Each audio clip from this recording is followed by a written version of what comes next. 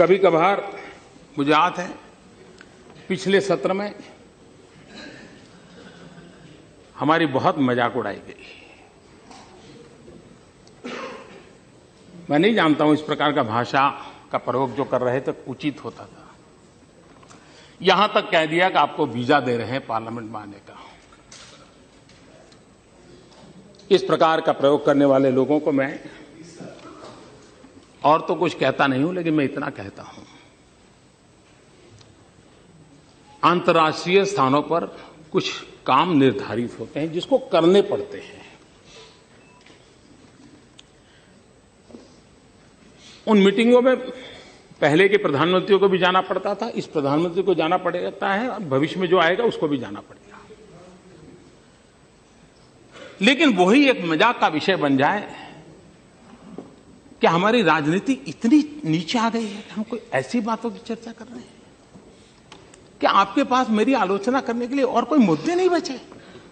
लेकिन मैं कहना चाहता हूं, अगर आपको देश की इतनी चिंता थी तो आप इस देश का प्रधानमंत्री विदेश गया तो कितना समय कहां बिताया, कभी उसकी भी तो जांच कर लेते, कभी उसकी भी तो इंक्वायरी कर लेते। मैं आज कहना चाहता हूं जी, मैं जापान गया तो जापान मेरे कार्यक्रम में मैंने एक कार्यक्रम क्या जोड़ा, मैं वहां एक नोबेल लॉरिएट साइंटिस्ट याकामाहा को मिलने गया। क्यों? फोटो निकलवाने के लिए।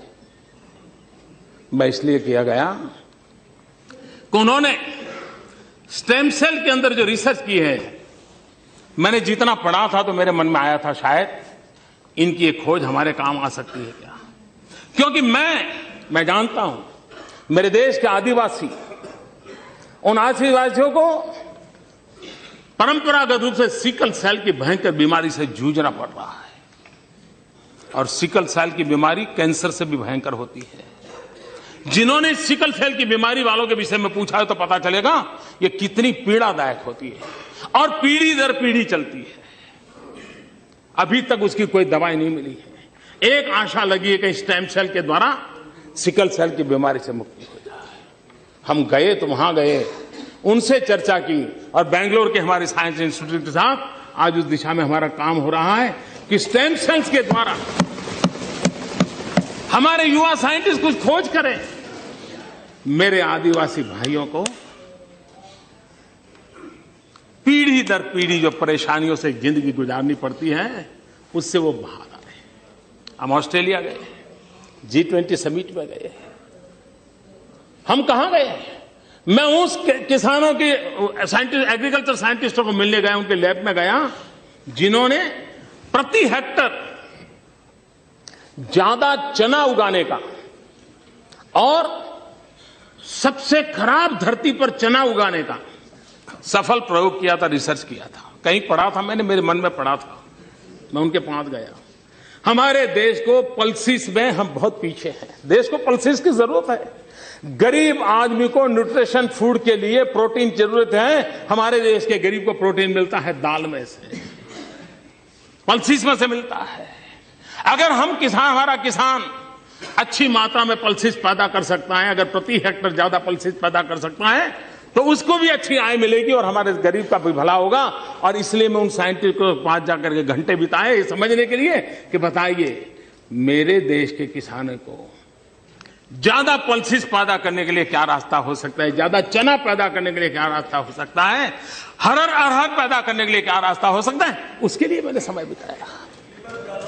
मैं एक और साइंटिस्ट के पास गया, इस बात के लिए गया मिलने के लिए कि उन्होंने केले में कुछ नई खोज की थी। मैं समझना चाहता, मुझे पूरा पता नहीं था, तो मैं ऐसे ही चला गया उनके पास, उनके साथ बैठा, उनकी लैब देखी, उनके प्रयोग देखे। उन्होंने केले में न्यूट्रिशन वैल्यू बढ़ाने में बहुत सफलता पाई है, अधिक विटामिन को पाने की सफलता पाई है।